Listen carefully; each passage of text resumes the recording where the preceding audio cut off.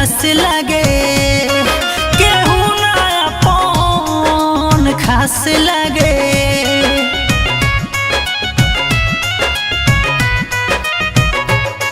उठवा के लाली उदास लगे, केहू ना अपन खास लगे। कहिया ले अइबो पिया गावे की याद तोहर बड़ी आवे।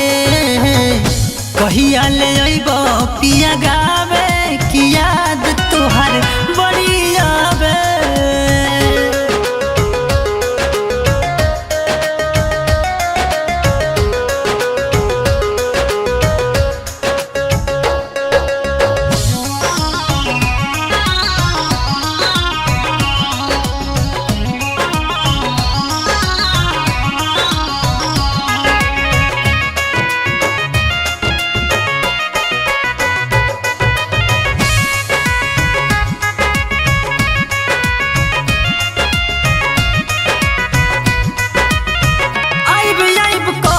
खाली बोला तारा झूठ हो, देख के सपना तोहार रोई उठ उठ हो।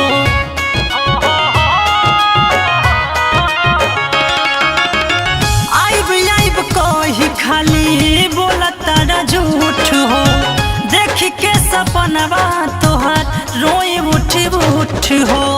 घरवा दुआर काटे धावे की याद तोहर बड़ी आवे।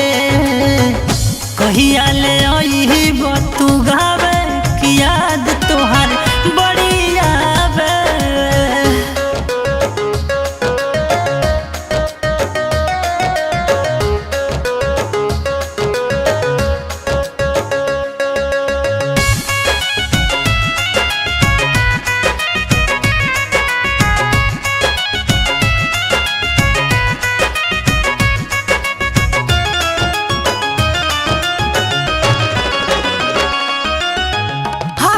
झकोर से जब आचार उड़ेला, व्याकुल मनवा बस रहुआ के ढूंढेला।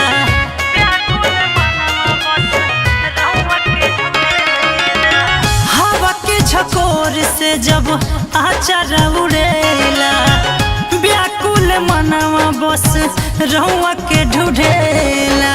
सरवन सैया अर्जी बावे की याद तोहर बड़ी आवे।